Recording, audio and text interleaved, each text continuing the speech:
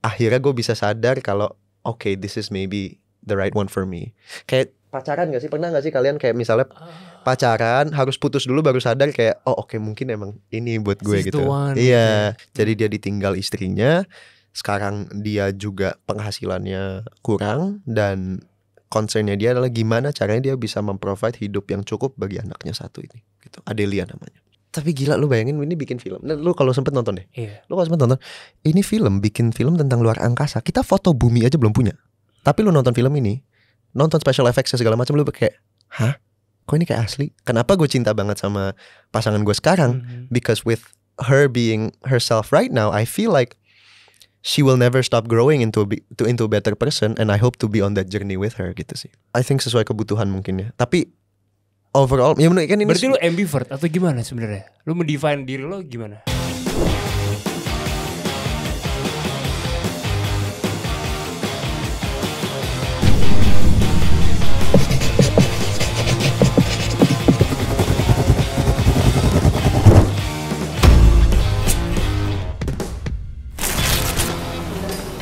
Ini aku dimana ya?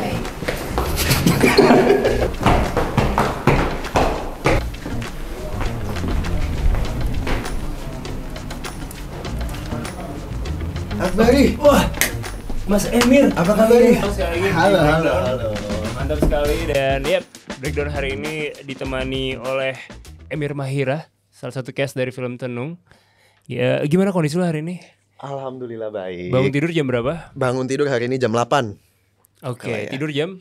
Tidur jam 1. Semalam gue pedal sampai jam 12. Sama ini, Padel Uhuy atau siapa? Apa? Sama anak-anak Padel Uhuy? Enggak, atau... sama teman-teman gue dong. Oke, bukan teman-teman aktor lainnya? Kita tuh ada grup namanya Warped. Warga Oke. pedal. Itu siapa aja isinya? Wah, rame lah. Banyak ya, banyak grup ya. Tapi lu main basket gak sih? Gue gak main basket. Mau coba gak? Ayo. Gue sama Ciko suka main basket. Serius? Iya. Ciko Warped. Oh, dia Warped juga? Warped. Sama Ciko kemarin Tara juga? Tara enggak. Oh. Gue nggak tahu isinya siapa aja sebenarnya Oke. sih. Tapi kemarin Ciko tuh cerita kalau dia main basket tuh sama gue nanya kan, Iya. ada yang gue kenal nggak lu main basket sama Iya, siapa? iya. Dia bilang kayak orang-orang tua doang. Jadi gue kayak, Iya, ada Mas Dwi. Mas Dwi jago banget. oh alah, oke, Iya. Asyik. Gitu, cobain ntar. Iya, ayolah. Siap. Oke, Mir, ini selamat datang sekali lagi Emir Mahira barengan sama Akbari. Kita ada di breakdown di sini.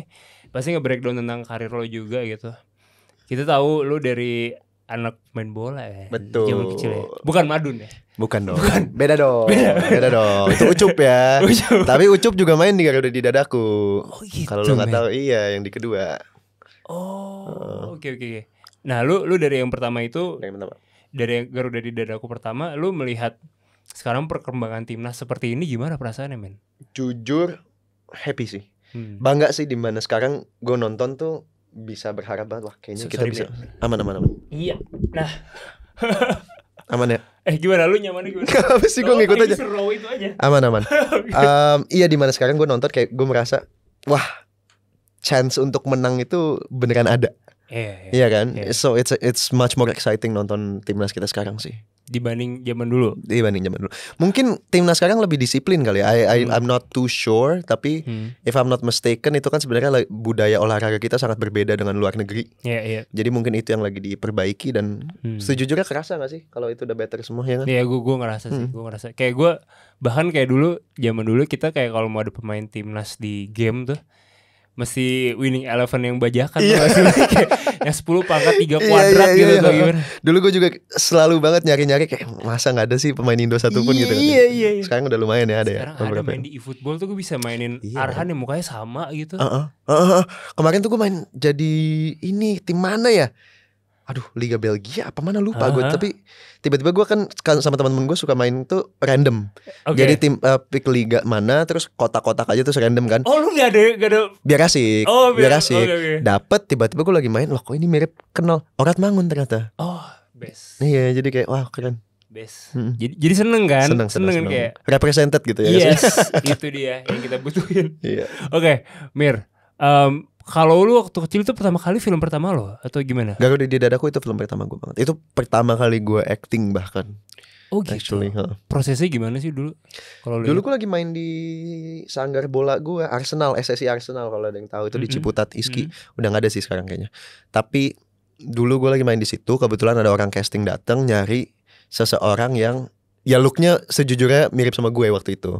Dan ternyata ketemu gue, ditawarin, iseng aja kayak casting segala macem gitu kan. Terus waktu itu adegannya gue inget banget marah-marah, dimana gue sering banget udah emang pura-pura marah-marah gitu, kayak kebetulan banget ya gitu kan. I did it, tiba-tiba dapet, terus kayak this could be fun, so I tried it and it was fun, dan sampai sekarang gue jadi suka. Oke. Tapi menjadi aktor cilik tuh ada pressure tersendiri gak sih yang lo rasain? Jujur enggak sih. Jujur if anything ya menurut gue, maybe it's because of my parents yang very supportive juga, dan kayak gak pernah menaruh beban apa-apa di gue juga ya. Jadinya actually acting yang lebih beban tuh sekarang dimana gue udah dewasa. Oh gitu. I feel like ya gak dewasa banget sih. Sekarang tuh udah jelas. Sekarang tuh gue mikirin, there's a level of logic yang gue pikirin secara cerita, secara karakter, di mana alhasil kadang-kadang kalau gue nggak I don't take that into consideration, melimit acting gue bahkan jadinya. Dulu tuh menurut gue lebih gampang untuk acting lepas karena kita tidak mempertanyakan apa-apa, itu beneran jadi playground banget. Dimana sekarang again because of my experiences growing up segala macem, jadi gue ada bias dan gue juga ada logika yang kayak somewhat of a barrier sebenarnya. It depends on how you use it actually. It's a double-edged sword gitu loh. Jadi in some cases lu jadi bisa ngelihat logic cerita jalan atau enggak, but in another case itu jadi melimit freedom lu as an actor menurut gue. Jadi pas masih kecil justru malah gak ada bebannya, less of a burden I feel. Lu yang lebih balik ke kecil lagi? Enggak juga sih, emang proses hidup kan gitu. Jadinya I think it's good to keep in touch with both. Menurut aku it's nice kalau kita bisa kadang-kadang tap into that freedom of childhood, but at the same that freedom and creativity of you when you were a child gitu, pas gambar aja nggak mikir atau apa segala macam. But at the same time it's also necessary untuk menjalani hidup dengan logika yang lu bangun as you grow up. Dan cara lo ngebalance itu semua dengan konten-konten komedi lu di sosial media? Iya, sejujurnya. Oh gitu kan? Sejujurnya iya. Gue tahu ada beberapa hal yang udah pasti gue harus pencitraan lah ya. I have to sort of appear in a certain manner gitu in some of my social media. Tapi pelampiasan gue itu bisa gue keluarin di TikTok gue sebenarnya. Sampai ada yang komen, Mir, lu tuh aktor, Mir, lu tuh artis, Mir gitu. Gue receh di situ sih, karena gue emang kayak gitu orangnya sebenarnya. Tapi itu yang lu aim gitu kan? It's not necessarily an aim, tapi technically ya, tanpa sadar ya. Oke. Tapi lu happy dong dengan itu semua? Happy banget kok, happy banget. Maksud gue happy banget orang-orang responsif to both ya. Karakter gue yang lebih serius, yang lebih profesional, which insya Allah I can portray juga, insya Allah I can deliver. But at the same time, I want people to have fun gitu loh. Itu juga sih yang penting. Konten TikTok lo yang paling lo bangga yang mana? Yang paling gue bangga, gue tuh suka nyanyi lirik lagu tapi gue asal-asalin, itu sih mungkin. Itu mind blowing sih. Contoh dong. Gue gak bisa, gue malu banget. Lu sih. Gue malu banget. Enggak.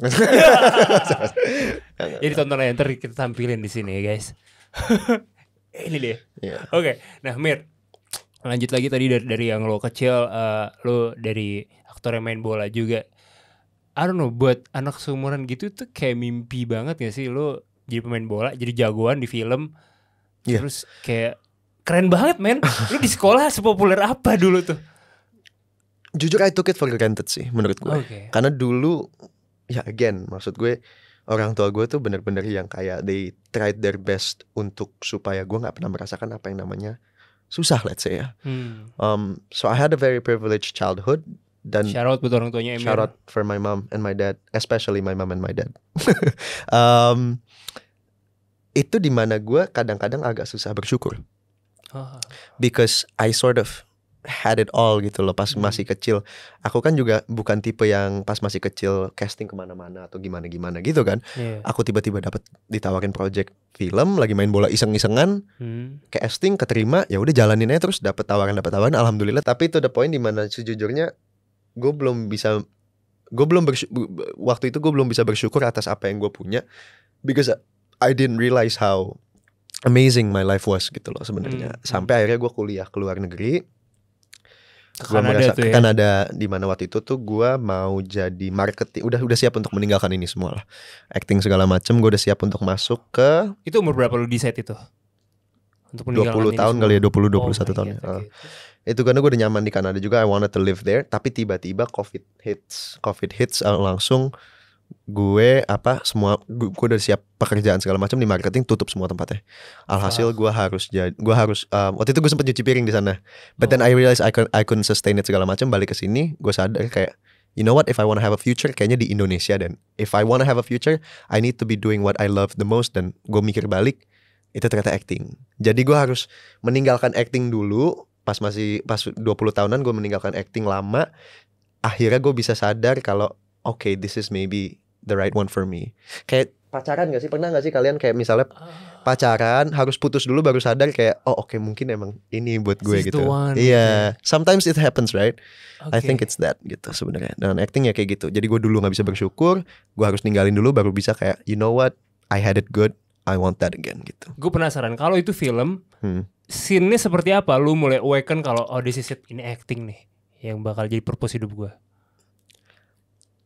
It's a matter of storytelling sih sebenarnya. Gue kayak dari dulu sampai sekarang sih, gue tuh sama teman-teman gue paling suka cerita.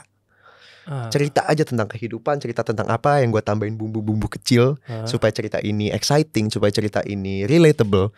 Dan acting, main film itu is a very powerful platform to deliver that. Menurut gue seni itu is a very powerful medium untuk storytelling. Mau itu gambar, musik apalagi udah pasti dong. Itu kan bisa evoking a certain emotion in us kan. Dan juga film. Dan dari tiga ini sebenarnya yang menurut gue paling pengen pursue sih antara gambar dan acting. Tapi kayaknya gambar gue pengen keep it personal, acting I can do it for everyone around me juga gitu. Oh, lu gambar juga. Gue suka gambar. Oh my god. Lu jurusan marketing. Berarti kan belajar consumer behavior, consumer insight. Jujur kalau lu tanya udah lupa semua ya. Tapi apa yang membuat lu tertarik dengan marketing? Branding kah atau apanya? Jujur gue dulu cari aman aja sih. Kayak gue gak tahu mau jadi apa. Gue mikir kayak bisnis is a safety net banget gak sih? Kayak lo mau ngerjain apa paling bisnis akan kepake gitu kan. Gue mikirnya ke situ. Which is a mistake guys, if I have to tell you guys right now gitu ya. Menurut gue itu salah. If you have the resources, if you have the time and the effort, pursue what you love the most. Jangan mikirin duitnya. Menurut gue pikirin sesuatu yang lu benar-benar cinta melakukannya. Nanti duitnya bakal ngikut. Berarti kalau bisa diulang gitu ya, lu seharusnya adalah ngambil sekolah acting di Kanada. Either acting atau seni atau gambar menurut gue.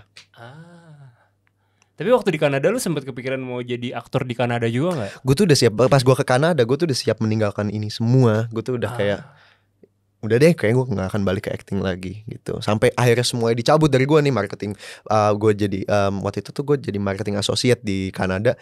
Itu udah dikasih jobnya, udah dapet banget nih. Tiba-tiba company-nya tutup, sininya tutup, segala macam dicabut semua. Gue baru sadar, you know what, no, acting is actually gue gak bisa sekarang ngebayangin diri gue kayak duduk di kantor gitu loh. Berapa sih jam kerja sekarang? 8 sampai 5 ya? 9 sampai 5, 9 to 5 kan? Iya, 9 to 5 gitu. Gue gak bisa banget ngebayangin. Gue orang yang harus gerak-gerak banget. Jadi kayak it's at the time pahit banget. Karena gue udah siap untuk tinggal di Kanada. I had my life planned out gitu ya. Tapi now that I realize it, it's a blessing in disguise sih. Gitu. Kalau gak ada itu gak ada yang sekarang. Nah mungkin ya. Bisa jadi ya. Bisa jadi. Oh nice. Seru juga ya jalan hidup lo ya. Ya begitulah. Tapi gue inget banget, gue dulu sempet terinspirasi sama lo tuh dari baca buku My Life as an Actor. Waduh. Yoi man. Lama banget itu kalau lu lihat covernya. Covernya dari Reza Rahadian. Iya, ya kan? Aryo Bayu. Nggak, tapi kalau lu lihat cover itu mata gue merah banget. Kenapa? Oh kenapa? Itu karena dompet gue hilang terus gue nangis aja. Sumpah. Kalau ada yang punya buku itu, sumpah. Lo lihat covernya itu mata gue bengep banget merah karena gue habis nangis akhirnya dompet gue hilang. Terus foto jadi cover. Parah. Iya. Tapi ya mau gimana, itu gue masih tinggal di Singapura itu gue didatengin kan. Oke. Ngobrol, iya. Gitu sih. Lo baca beneran? Baca cuy gue. Kenapa? Do you wanna be an actor? Iya. Masih sampai sekarang? Masih. Terus gimana? Ya sekarang gue lagi belajar di Mondi Blank sama Kaputri Yudia. Kaputri love banget. Dia lagi acting coach aku sekarang. Oh, buat film yang kemarin kamu Buat habis reading juga. Buat film. Oh, aku itu. tahu. Ke Putri. Tadi malam aku bisa surprise di ulang tahun. Sorry, dia ulang tahun. Ulang tahun kemarin. Aku ucapin nanti deh kalau gitu. Ya. Tapi Kak Putri itu best Yeah. banget karena dia benar-benar membantu.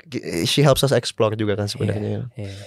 Bisa lah. Bisa. Semoga ya Mir ya. Ya. Pelan-pelan. Insya Allah ya. Tapi Siapa tahu buku kita. itu inspiring banget buat gue. Oh, really? Gue baca cerita lo dari kecil tuh kayak keren nih orang. Gue udah cerita apa aja di buku itu, kayak gue nggak tahu deh gue ngomong Lo, apa aja. lo harus baca lagi. Iya, iya, iya. Kan lo pengen balance lo. Betul, versi kecil kan? betul. Ya saatnya lo baca lagi sih. Nah, gue cari deh bukunya. Gokil sih. Dan gue juga penasaran sama cerita lo tentang pengalaman lo pertama kali muscle up, man. Yoi. Boleh dinarasikan gak? Seperti apa? Itu persiapan buat film gue Dear David dulu. Oh gitu. Itu benar-benar gue, wah itu dream banget sih. Itu dream banget kenapa? Karena gue kayak I'm getting paid to work out gitu kan sebenarnya kan. Iya. Itu gue jadi kayak pengen push my limits aja, gue bisa segimana nih segala macam, sampai akhirnya gue muscle up tuh maksimal kalau nggak salah itu bisa 4 apa 5 berturut-turut. Keren banget, man. Udah nggak bisa lagi. Tapi Gue belum pernah bisa sampai hari ini. itu berat banget, man. Itu benar-benar kayak, makanya gue kalau ada videonya di Instagram kayaknya ada satu yang benar-benar itu pertama kali banget gue berhasil muscle up, dan itu seneng minta anjing, gue bisa gitu kan. Gila, men. Asik sih. Cobain deh. Sebenarnya nggak efektif sih ya workout, cuman kayak itu buat nyohor aja ya kayak. Tapi pertama kali pull up juga layak dirayakan Iya, menurut gue. Benar. Lu muscle up tuh gila banget. Tapi masih rutin olahraga? Olahraga masih rutin tapi nggak seintens dulu sih. Sebelumnya lu emang gak workout atau emang gagal film itu akhirnya lu jadi rutin workout? Gue workout sebenarnya udah mulai sebelum film itu, cuman jauh jadi lebih rajin tuh pas persiapan film itu ya. I could go like 5-6 times a week to the gym. Oke. Gitu sih. Berat nambah dari berapa ke berapa? Ingat ya? Jujur berat gue gak nambah banyak sih, kayak cuma nambah 3-4 kilo kali ya. Oh, jadi rekomposisi aja ya? 3 kilo, tapi muscle mass gue sama fat gue jadi better gitulah basically. Waktu itu di berapa lo? Muscle mass inget gak? Kalau gak salah fatnya tuh fat percentage kan bener kan? Ya gak sih? 10% gitu? Enggak, gue waktu itu di 6 apa 5. Anjing gokil sih. Man. Gokil sih. Spek gue. Ayo bagi produser gue pengen banget lagi workout, jadi Tapi dream acting lu tuh di film yang kayak gimana sih? komedi mungkin ya. Oke. Komedi mungkin. I know how difficult comedy is, secara timing segala macam. Mungkin gue sama lu ngobrol segala macam celetuknya gampang lah. Gue udah tahu saat. Tapi kan kalau ada kamera, ada editing itu udah beda lagi kasusnya kan. Kalau ada script juga. Exactly. Exactly. So dream gue film favorit gue itu satu, ada judulnya Space Odyssey. Oke. Itu film tentang luar angkasa di mana foto bumi aja kita belum punya. So it's that revolutionary. So mimpi gue satu main di film seperti itu. Revolutionary. Yeah. That would change sort of the way someone could think. Ada legasinya. Ya, ada legasinya gitu lah. Garuda di dadaku tuh udah bisa dibilang itu loh. Men, zaman dulu belum ada film yang bola gitu. Anak-anak umuran kita cuma tahu Subasa, men. Tiba-tiba ada Emir Mahira. Tapi jujur, one of the best compliments I could ever receive up until now in my career is also orang-orang yang kayak, Mir, gue tuh dulu main bola atau sekolah bola atau sekolah di sini tuh gara-gara lu nonton lu tau. Itu menurut gue kayak anjing, lumayan ya gitu. Rasanya sih gitu. Lu parah buat orang-orang di luar sana. Alhamdulillah sih. Alhamdulillah I'm very fortunate to have that chance gitu.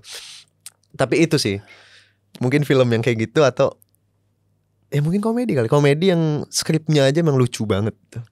Oke. Kalau aktor komedi luar yang lo suka, lo seperti siapa? Kayak Seth Rogen gitu lo suka atau James Franco gitu lo suka? Jujur James Franco gue suka, tapi dia ada skandal. Iya lagi ada skandal. Kita gak respect jadinya. Jadi gue kayak aduh, gue masih bingung lah.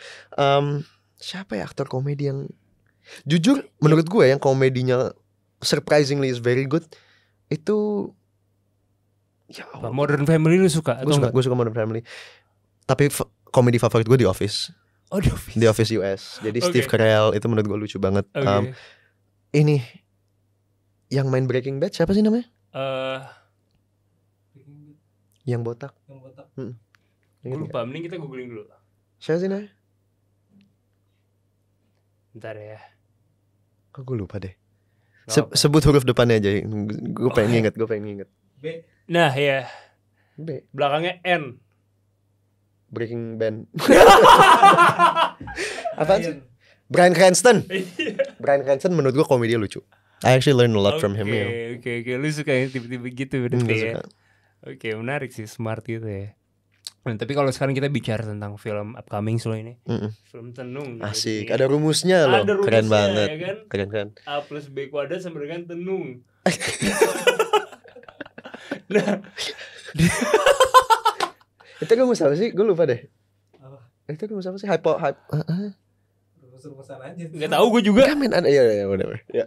Lanjut. Pasti kita tahu kan AMC. Iya, Kusam squared. Iya, terus apa lagi? Itu rumus sesuatu, tapi gue lupa. Enggak ya? Apa ngaco aja? Oke, tulis di kolom komen guys. Itu rumus apa? Bukan ya? Hypotenuse triangle. Enggak tahu. Lupa. Gue juga lupa. Ya udah. Nggak tahu. Tenung, Yes, Tenung di sini lo berperan sebagai seorang anak bernama Ari, betul. Nah, Ari itu kayak gimana sebenarnya kalau lo gambarkan kesehariannya? Ari itu is a failed husband.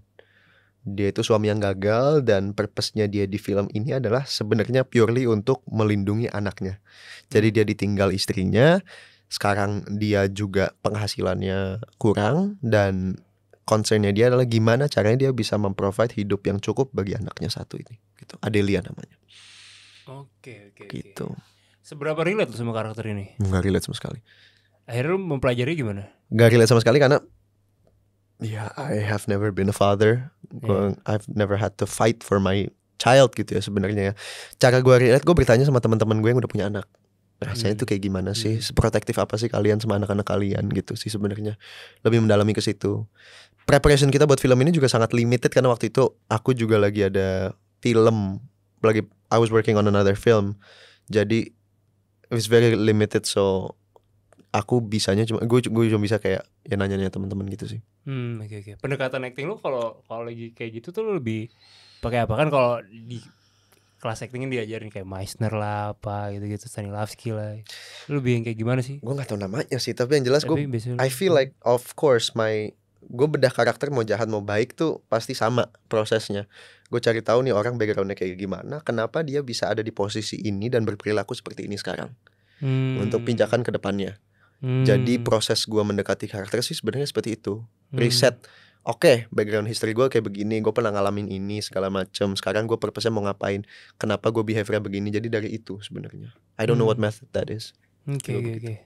Makanya habis ini mau acting kelas lagi sama Mas Rosa. Iya, betul. Tapi kenapa sih lu terus belajar acting?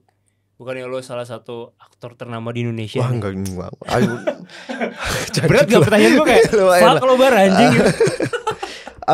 I have a long way to go and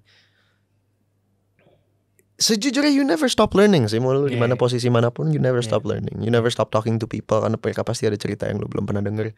And you can always learn something new from anywhere. Jadi I just feel like I have a long way to go and I need to learn more gitu sih.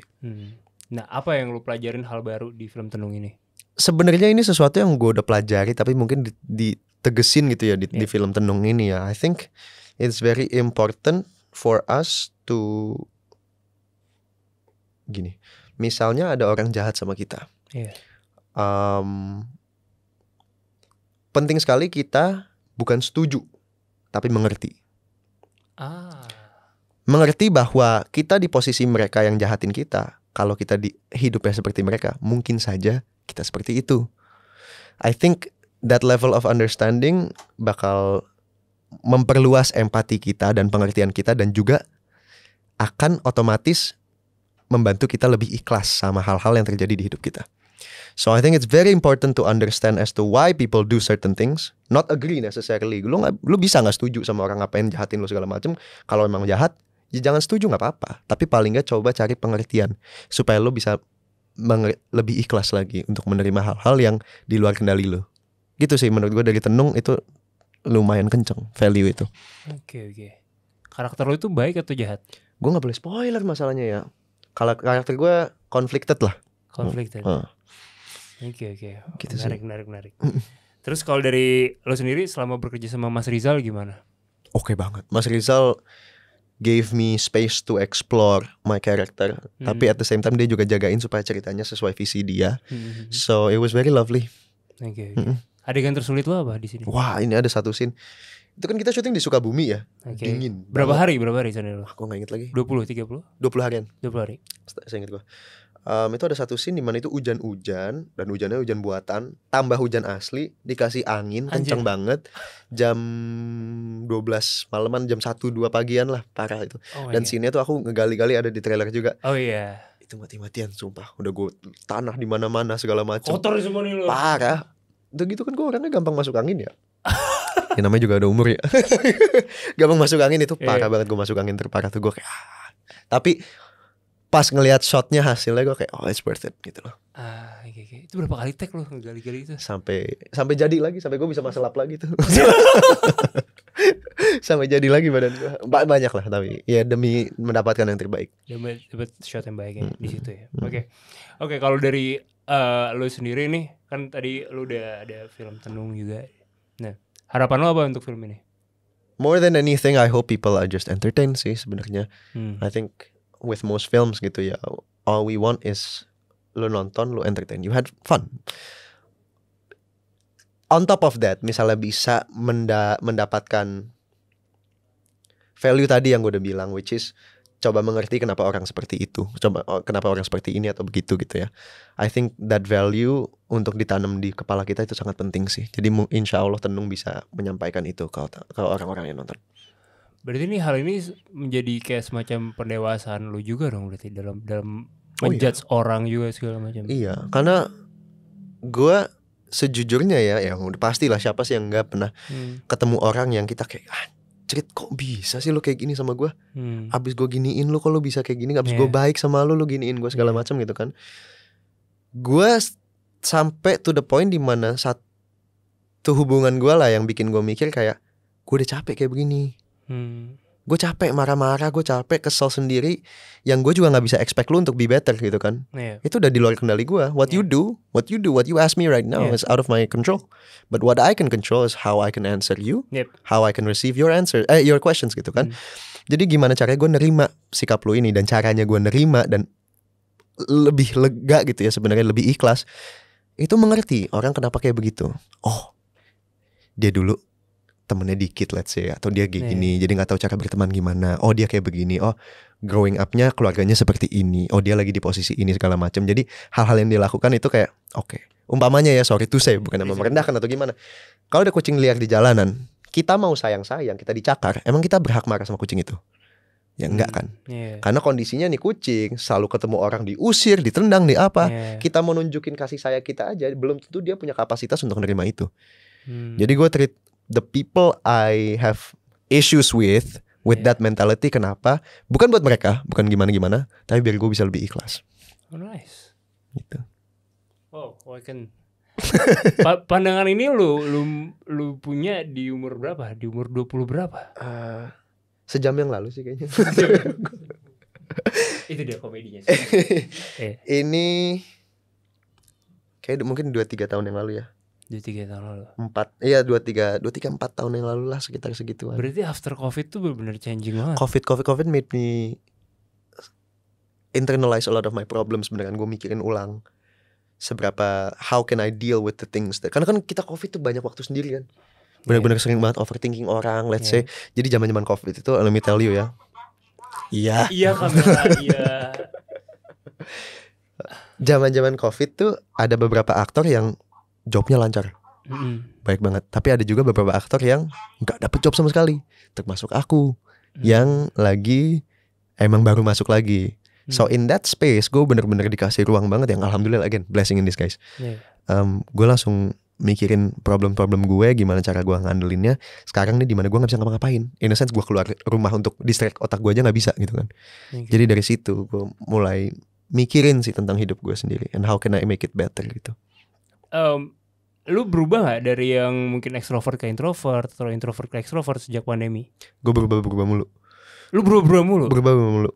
I think sesuai kebutuhan mungkin ya. Tapi overall ya bener, kan ini berarti lu ambivert atau gimana sebenarnya? Lu mendefine diri lo gimana? I think it's always a spectrum kan. Gak ada orang yang 100% introvert atau extrovert juga kan sebenarnya ya. It's a spectrum, tapi mungkin gue lebih ke 60-40 deh. Lebih introvert dibanding extrovert. Cuma tergantung. Gue kan lu ngambil MBTI. Iya, MBTI. MBTI kan. Iya. Gue tuh selalu dulu sempet INTP, terus jadi INFP, terus sekarang ENFP. Jadi gue antara INFP atau ENFP. Itu switch terus kayak tergantung gue lagi mode mana. Di fase yang mana dan lu gak bisa nentuin juga. Sebenarnya sesuai kebutuhan sih. Sekarang kan gue kerja di entertainment industry di mana gue harus ya mau dimanapun sih. Tapi kan kita harus networking banyak, Iya. kenal-kenalan, memaksakan diri untuk datang ke event, ngobrol sama orang-orang yang mungkin kita harus ngobrol gitu kan. Itu gue harus mengeluarkan extroversion gue, in which resultnya jadinya gue lebih extroverted gitu sih. Oke. Lo apa? Gue ambivert ini ya, gue ngerasa. Iya, pertengah-tengah. Pernah ngambil gak MBTI? Pernah. Itu apa? Dulu E. Cuman sekarang gue nggak tahu. Oh. Gue ngerasa sekarang gue lebih capek aja, lebih abis. Sama. Ngerti kok. Iya. Kayak recharge harus sendiri atau gimana gitu. Iya. Ngerti. Kayak nggak gampang kayak spontan. Bro keluar enggak. Kayak gue lebih di rumah nonton gitu. Itu kayak gue tahun lalu deh kayak gitu. Tahun ini gue lebih kayak keluar yuk gaul gitu. Ya berarti emang di tengah-tengah kita. Emang aneh. Yeah. Tapi lu membolehkan anak lu untuk flexing gak suatu saat nanti ketika lu punya anak? Flexing apa nih? Apapun. Sombong maksudnya? Iya. Enggak lah, jangan lah. Kenapa? Bangga gak apa-apa. Bangga gak apa-apa. Tapi it's one of those things. I think everyone has to realize everything we have tiba-tiba besok bisa hilang, bisa nggak ada. It can be taken away from us kan. Sebenarnya apalagi hal-hal yang bukan achievement kita. In a sense, gue dari dulu sampai sekarang tuh paling kesel kalau orang-orang sombong, let's say soal kekayaannya yang diperoleh oleh orang tua mereka. Itu gue kesel banget. Jujur di otak gue gini jeleknya gue juga mungkin ya, gue judgmental, tapi kayak gue langsung kayak lu tuh nggak ngapa-ngapain men, orang tua lu yang kerja keras. Lu nggak ada ranah untuk sombong gini-gini segala macam. Duit ini gue beliin duit kayak gitu-gitu kan. Tapi again, kalau kita ngambil dari yang kita coba mengerti, mungkin dari dulu sampai sekarang cara dia berteman begitu. Gitu kan, dia nggak tahu cara lain untuk berteman. Kalau lu pakai perspektif yang tadi. Mungkin lu mikir kayak mungkin dia emang actually comes from insecurity. Actually dia merasa mungkin harga dirinya kurang banget karena menurut dia value-nya dia nggak ada. Yang dia bisa sombongin itu duit orang tuanya. Alhasil dia begitu. Ya udah. Tapi gue tuh nggak suka sebenarnya sama orang-orang yang sombong soal duit orang tuanya gitu ya, let's say. Dan I hope to God anak gue can be humble sih, insya Allah. Amin ya. Semoga ya. Semoga. Tergantung pasangannya kan ya, juga nanti. Betul. Tapi yang lo kagumin dari pasangan lo apa kira-kira? Pasangan gue sekarang? Iya. Pelajar sih, jujur. Pelajar. I love the fact that gue tuh definisi gue orang bodoh itu adalah orang yang tidak mau belajar. Bukan tidak punya kapasitas untuk belajar, tapi tidak mau belajar. Ngerasa pinter aja gitu ya dia. Antara ngerasa pinter atau emang kayak nggak apa-apa hidup di ketidaktahuan gitu loh. Gue tuh kadang menurut gue gini loh, kalau orang bilang kayak gue kayaknya masih bodoh deh, gue kok bodoh gitu. Menurut gue nggak mungkin lu bisa sadar kalau lu ada kebodohan kalau lu nggak sedikit pinter. Nice. Iya nggak sih? Jadi gue tuh menurut gue beneran kayak kalau orang yang pinter itu orang yang kemauan belajar itu tinggi, dan pasangan gue sekarang kemauan untuk belajar itu sangat-sangat tinggi. To the point dimana gue banyak belajar dari dia juga. She's very, pertama ya of course baik, she's very funny, she's very caring. Tapi on top of that dia tuh bener-bener kayak she's a learner gitu loh. She's a student at heart gitu, and I love that about her. Dan itu lebih poin plus dibandingkan looks. Oh jauh. Yang nggak bisa dipungkiri pasanganku sekarang cantik sekali menurut aku. Ya. Menurut banyak orang juga pasti. Insya Allah. Udah gue publik belum sih? Apa? Belum kan? Belum. Pokoknya itu ya. Iya pokoknya itu ya. Bisa tahu sendiri siapa. Iya. Tapi iya. Tapi berarti lu jatuh cinta dari pola pikir wanita biasanya dibandingkan looks. Karena gue suka ngomongin tuh kayak kalau gue ngomong kayak begini, ngerti gak sih? Jadi gue tuh suka ngomongin hal-hal yang kayak kenapa ya ini begini ya, kenapa begitu ya segala macam. Kalau gue bisa disandingin gitu ya, itu gue jadi merasa kayak wah we're in this together gitu. Sering banget kita lagi teleponan atau lagi ngapain tuh tiba-tiba dia naik, kok bisa ya orang-orang kayak begini ya, kok bisa kayak gini-gini. Which is kadang-kadang orang bakal mikir kayak ini pertanyaan-pertanyaan apa sih. Tapi sejujurnya it's worth thinking about. Nice. Jadi pertanyaan-pertanyaan yang sebenarnya emang mungkin kalau kata orang-orang kayak apaan sih lu nanya-nanya yang gak penting. Apa ada contoh ya yang lu inget mungkin kayak dia lagi ngobrolin UFO kah yang kayak lu wah nih seksi banget ngomongin UFO gitu, kayak I don't mind. Kayak apa gitu? Apa ya? Aduh, nggak bisa kepikiran lagi Nggak bisa sekarang. kepikiran, Nggak nggak bisa kepikiran. Tapi banyak kok yang kayak Hal absurd apa nih? nggak kepikiran lagi. Nggak kepikiran. Nggak kepikiran banget. Tapi pernah lu ngomongin UFO pernah? sebodoh, let's say ya, Oke. sesimpel-simpelnya pertanyaan-pertanyaan itu bisa kayak, kenapa tanaman minum? Apa mereka nggak mau makan? Gitu loh, kayak gitu-gitu pertanyaan itu. Tapi maksud gue kayak, oke, it's you can take it as plainly as it is gitu. Lu bisa kayak nganggap itu kayak itu mah pertanyaan bodoh. Tapi on another level you can also think kayak, ini orang mempertanyakan kenapa hal-hal makhluk hidup itu kebutuhannya beda, gitu kan? Oh, nice. Then it comes to a deeper level sebenarnya kan. I think the moment you stop questioning things is the moment you stop growing as a person. Kenapa gue cinta banget sama pasangan gue sekarang? Because with her being herself right now, I feel like she will never stop growing into a better person, and I hope to be on that journey with her gitu sih. Shit. Insya Allah ya. Shit. Merinding gue anjir. Asik kayaknya Fuck, deh. man. Itu kayaknya asik deh. Fuck. Kayak gitu. Ya gitu sih. Yang keren sih. Iya, jadi emang pola pikir emang Penting. keren banget sih. Nomor satu dari semuanya. Baik, sekarang kalau 3 film yang ngebentuk pola pikir lo, itu apa sih? 1, 2001 A Space Odyssey. Yang tadi. Yes, itu film berat sekali. Kalau mau ditanya cerita tentang apa, gue cuma bisa jawab kehidupan. Ini inspirasinya Inception, Interstellar gak sih? Iya, betul. Iya. Tapi gila, lu bayangin ini bikin film. Nah, lu kalau sempet nonton deh. Iya. Lu kalau sempet nonton, ini bikin film tentang luar angkasa. Kita foto bumi aja belum punya. Tapi lu nonton film ini, nonton special effects segala macam, lu kayak, hah? Kok ini kayak asli? 1967. Foto bumi pertama 1968. Bayangin. Anjir. Itu se-revolutionary itu ya. Dan gila kan, maksud gue kayak beneran. Lu nonton special effects itu sekarang, belum ada film yang bisa nyandingin Anjir. zaman itu. Oke. Kedua, 12 Angry Men. 12 Angry Men. Udah nonton?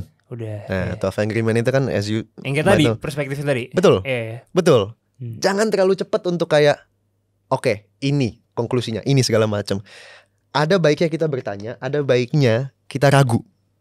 Embrace it, nggak apa-apa. Maksud gue, kadang-kadang kita takut. It's in human nature untuk takut sama hal-hal yang kita nggak ngerti. Tapi in that is how we grow again. Yeah. Because when we are scared, when we don't know, we question, and through questions we grow. Dan 12 Angry Men bener-bener yang bikin 12 Angry Men, sorry agak lama, maaf ya. Gak apa-apa. Tapi gue 12 Gue Angry Men, seneng energi lo kok. Ini gue ke recharge, man. Iya. gue 12 Angry Men tuh bener-bener itu life lesson bagi gue banget. Gue pertama kali ditunjukin itu gue masih SMA. Anjing, SMA udah nonton itu. Ditunjuk sama guru gue, guru ekonomi gue. Nggak ada hubungannya sama ekonomi, nggak ada apa segala macam. Orang nontonnya pay it forward tuh. Dia tiba-tiba nunjukin, terus dia nunjukin satu klip doang. Oke. Ini bukti-buktinya, ini salah apa enggak? Ditanya gitu doang sama guru gue. Gue bilang, ya salah lah, buktinya semua udah di situ. Kata guru gue, oke, kamu mikir begitu. Kalau udah ada faktanya semua nih, fakta yang di depan mata ada semua, dia salah, dia tandanya salah gitu kan. Iya, dia salah lah. Jadi ini ceritanya tuh tentang orang yang lagi di court ya kan? Yeah. Apa sih? Terdakwa. Yeah. Terdakwa, buktinya semua itu melawan dia. Ada 12 orang, 11-nya udah yakin banget ini pelakunya, 1 orang doang yang ragu. Nah pas gue nonton SMA, gue bilang, ini mah satunya ngada-ngada doang, buang-buang waktu. Udah 11 setuju ya udah, dan faktanya ada di situ, buktinya ada di situ, ya udah. Kata guru gue, ya udah. 1-2 tahun lagi, 3 tahun, 4 tahun, mungkin 1 abad lagi kamu nonton, kamu balik ke aku. Shit. Itu SMA tuh. Gue iseng tiba-tiba 3 tahun yang lalu COVID. Nonton. 3 tahun lalu tuh lu ada apa sih? Banyak Makanya banget gue gak berubah tahu. aja. Gue nonton lagi tuh film. Oke. Gue nonton lagi tuh film. Gue langsung kayak, gak semuanya yang di depan mata kita bisa percaya. Gitu kan. Gak semuanya dari cerita orang atau segala macam kita bisa percaya. Ada baiknya kita ragu. Ada baiknya walaupun kita 99% udah yakin, ada baiknya kita ragu. Gitu. Jadi itu menurut gue benar-benar ngedefine gue banget sekarang. Selalu gue coba, walaupun gue kadang-kadang masih gagal juga, selalu gue coba instill di hati gue bahwa walaupun gue seyakin apapun, gue gak 100% tahu. Gue harus menyisakan sedikit keraguan di diri gue supaya gue gak berhenti bertanya. Itu. Shit. Kalau ketiga apa ya? Keren. Ketiga mungkin Ratatouille. Sumpah. Bagus kan? Menurut gue men, Ratatouille itu film Disney terbaik sepanjang masa. Sorry to say. Lu nonton film Disney. Lu nonton film Disney. Lu nonton film Disney. Banyak. Soalnya dari 1-2 tuh kayak lu filmnya wah nih art banget nih, sinofil abis nih gitu kan, letterboxnya gini nih. Iya. Oke. Lu tuh udah nyiapin banget jawaban gue buat letterbox. Tapi ini buat yang ketiga Ratatouille. Kenapa Ratatouille? Mirip lu sih karakter siapa sih? Men, iya gak sih rambutnya mirip semuanya. Iya. Ratatouille itu menurut gue benar-benar masterpiece yang banyak orang nggak sadar itu masterpiece. Pertama, soundtracknya bagus, setuju? Iya, Setuju? Iya. Ceritanya kalau film Disney itu biasanya dari poin A ke poin B. Iya. Karakter Woody harus balik ke Andy. Iya. Apalah pokoknya dari poin A poin B. Iya. Harus Cars Iya. harus jadi tiba-tiba ikutan balap lagi Iya. segala macam. Itu poin A poin B banget gitu kan. Ratatouille itu strukturnya beda. Poin A poin B-nya tuh kejadian di tengah-tengah film. Remy udah jadi chef Oh iya. di tengah-tengah. Iya. Remy udah jadi chef di tengah-tengah, tiba-tiba ceritanya lanjut dan terasa organik. Masalah-masalah yang datang, oke gimana caranya gue balance tentang antara keluarga sama occupation gue. It's a very relatable story tentang kehidupan kita juga ya segala macam. And what I love about that is itu menegaskan lagi, nggak ada orang jahat di situ. Kalau lu mau ngomong Anton Ego, ya kan, lu lihat masa lalunya segala macam kayak begitu. Jadi merasa kayak dia harus seperti itu untuk karirnya segala macam. Sampai akhirnya di ending dia benar-benar taken aback lagi, balik ke childhood gitu kan. Dengan di Ratatouille-nya itu dan itu kayak I feel like it's overall a masterpiece because it's a very lifelike storytelling gitu, bukan dari point A point B tapi tentang kehidupan aja, ini hidupan gitu loh. Gue suka banget Ratatouille. Oke, gue penasaran. Tapi lu di set Ratatouille ini salah satu top 3 lo ketika lu pertama kali nonton waktu kecil atau ketika lu udah dewasa mau nonton ulang lagi? Gue udah dewasa. Dulu pas masih kecil gue nonton gue enjoy aja. Gue gak mikirin if anything gitu. Cuman soundtracknya menyangkut. Gue suka itu tapi gue gak mikirin kemana-mana. Sampai akhirnya gue nonton satu film di YouTube kalau lu mau nonton. Judulnya Ratatouille is Disney's Magnum Opus apa something like that lah. Itu benar-benar dibedah ceritanya. Dan di situ gue kayak iya lagi, masterpiece lagi. Love it gitu. Jadi 3 gue itu. Siap keren banget. Hari ini gue barengan sama Emir Mahira. Dan pastinya juga lo jangan lupa untuk nonton film Tenung nanti di tanggal 5 Juni Betul 2025. Terus sekali lagi ada yang mau disampaikan lagi kira-kira dari Emir Mahira? Gue recharge banget hari ini. Thank you banget. Enggak, sumpah dong. Gue juga seneng bisa cerita aja. Gue happy banget men hari ini. Sama-sama gue juga cerita. I love this so much. This is my favorite saying of all time. Mungkin I'll leave with this ya. Life can only be lived forwards but understood backwards.